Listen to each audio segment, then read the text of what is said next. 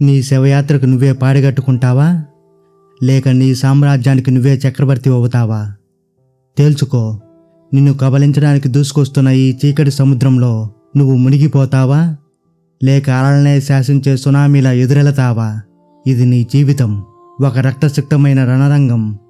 ఎవరో కరుణిస్తారని, ఎక్కడో అద్భుతం జరుగుతుందని, ఆకాశం నుంచి అమృతం రాలి నీ గుమ్మం ముందు పడుతుందని ఎదురు చూస్తూ చేతులు కట్టుకుని కూర్చోవడానికి ఈ ప్రపంచం ఒక దేవాలయం కాదు, ఇది ఒక కురుక్షేత్రం. పుట్టుకకు చావుకు మధ్య దేవుడు గీసిన గీత కాదు జీవితం. ఆ గీతను చెరిపేసి నీ నెత్తుడితో నువ్వు రాసుకునే కొత్త చరిత్రే అసలైన జీవితం. ఇక్కడ ఏదీ ఉచితంగా రాదు, ఏదీ శాశ్వతం కాదు. కష్టాలు, నష్టాలు, సుఖాలు, దుఃఖాలు అనేవి వాతావరణంలో మారే ఋతువులు కావు. నిన్ను నువ్వు ఓ శిల్పంలా చెక్కుకోవడానికి ఈ ప్రకృతి నీ మీద ప్రయోగిస్తున్న ఆయుధాలు. ఈ సమాజం ఒక పెద్ద నాటక రంగం. ఇక్కడ ప్రతి పెదవి వెనక ఒక స్వార్థం ఉంటుంది. పలకరించే ప్రతి మాట వెనక ఒక అవసరం దాగి ఉంటుంది.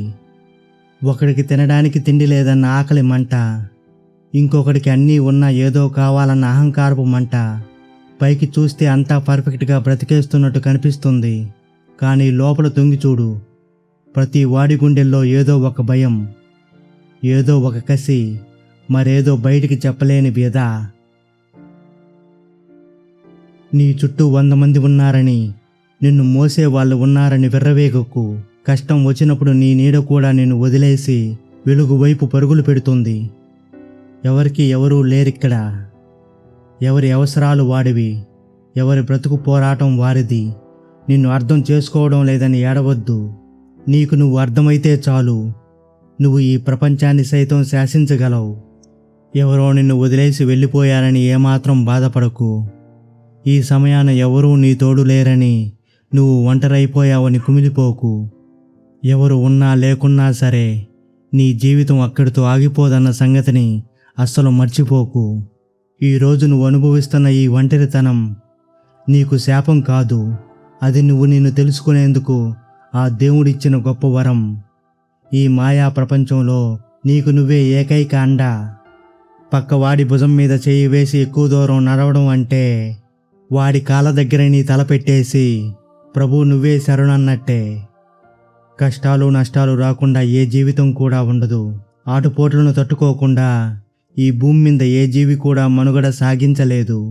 కష్టం వస్తే గుండెలు బాదుకుంటూ ఏడ్చేవాడిని చూసి ఈ లోకం ఏమాత్రం జాలిపడదు.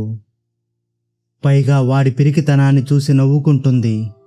నీకు దెబ్బ తగిలినప్పుడు రక్తం కారాలి, కానీ ఆ రక్తం కన్నీరులా నేలపాలు కాకూడదు.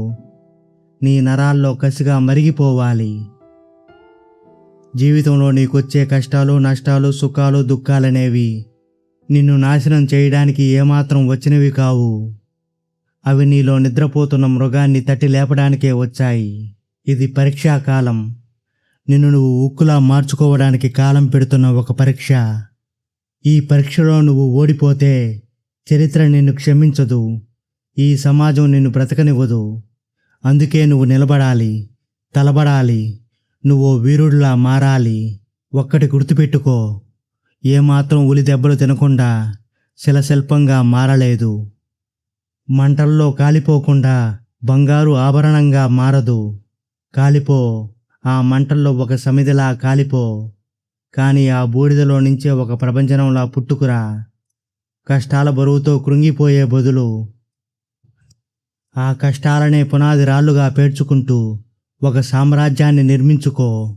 జరిగిపోయిన కాలాన్ని, జరిగిన నష్టాన్ని తలుచుకుంటూ ఇంకా ఏడుస్తున్నావు అంటే ఒక కాలిపోయిన శవానికి ప్రాణం పోయాలని ప్రయత్నిస్తున్నట్టే. అక్కడ మనం నేర్చుకోవాల్సిన ఎన్నో విలువైన పాఠాలు దొరుకుతాయి. ఆ పాఠాలని నేర్చుకుంటూ ముందుకు సాగిపోవాలే కానీ జరిగిపోయిన ఎన్నటికీ తిరిగి రాని గతాన్నే తలుచుకుంటూ అక్కడే ఆగిపోకూడదు. వెనక్కి చూసుకుంటూ నడిచేవాడు ఎప్పుడూ గమ్యాన్ని చేరలేడు, ఏదో ఒక గోతులో పడి చేస్తాడు. నిన్నటి గాయాల్ని తలుచుకుంటూ కుమిలిపోయేవాడు రేపటి యుద్ధాన్ని ఎలా గెలవగలడు? అందుకే గతాన్ని ఒక పుస్తకంలా చదివి వదిలేయి. ఇంతవరకు కారిన కన్నీటిని తుడుచుకుని లేచి ముందుకు నడువు. నీ ముందున్న రణరంగాన్ని చూడు, కత్తి పట్టుకో. నీ యుద్ధాన్ని ఇప్పుడే ఈ క్షణమే ప్రారంభించు. ఈ విశ్వంలో అన్ని ప్రాణులకు ఉండేది ఒకటే న్యాయం, ఒకటే ధర్మం. ఇక్కడ సమస్యలు రెండు రకాలు. ఒకటి, నీ పరిధిలో ఏమాత్రం లేనివి.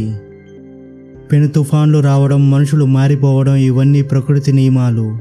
వీటిని ఆపడం నీ తరం కాదు, ఆ బ్రహ్మదేవుడి తరం కూడా కాదు. వీటిని ఎదిరించడం అంటే కొండకు తల వేసి బాదుకోవడమే. అందుకే వాటిని అంగీకరించు, తల వంచి ఆ నిజాన్ని స్వీకరించు. అందులో అనుమానం లేదు, వివేకం ఉంది.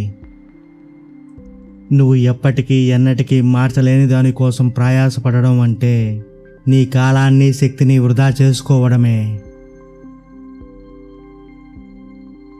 ఇక 2, నీ పరిధిలో ఉన్నది. ఎదురు దెబ్బలు తగిలినప్పుడు మళ్ళీ లేచి నిలబడడం. సమస్య వచ్చినప్పుడు దాన్ని ఎలా ఎదుర్కోవాలి, దాని నుంచి ఎలా బయటపడాలి అన్నది నువ్వే నిర్ణయించుకోవాలి. నీ లక్ష్యానికి అడ్డుపడే ప్రతి అవరోధాన్ని నీ పాదం కింద మెట్టులా మలుచుకో. ఈ రెండింటి మధ్య ఉన్న గీతను స్పష్టంగా చూడగలిగిన వాడే ఈ యుద్ధంలో రాజు. మిగిలిన వాళ్ళంతా కేవలం పావులు మాత్రమే.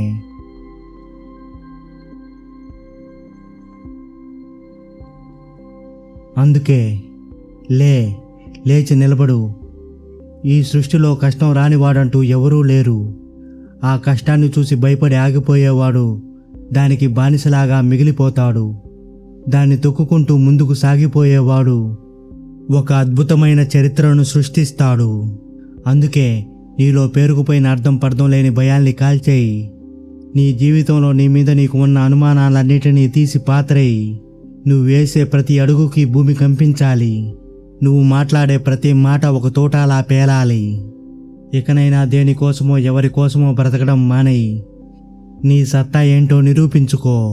రాజీ లేని ప్రయాణం చేయి. దేనికి భయపడకు, ఏమాత్రం తల వంచకు. గమ్యం వైపు ఓ బాణంలా దూసుకుపో. తెగించి పోరాడితే పోయేదేమీ లేదు. ఇంతకాలం నిన్ను బంధించి ఉంచిన బానిస సంఖ్యలు తప్ప. బ్రతికితే ఒక సింహంలా బ్రతుకు. నీ ఈ పోరాటంలో మరణిస్తే నీ చావు కూడా ఓ సంచలనంలా మిగిలిపోవాలి. నీ ప్రాణం గాల్లో కలిసిపోయేలోపు నువ్వు సాధించిన విజయం ఈ భూమి మీద శాశ్వతంగా నిలిచిపోవాలి. అప్పుడే నీ జీవితానికి ఒక అర్థం ఉంటుంది. కత్తి నీ చేతిలోనే ఉంది. యుద్ధాన్ని మొదలు పెడతావా లేక తల ఉంచుతావా? ఇప్పుడు నువ్వే డిసైడ్ చేసుకో.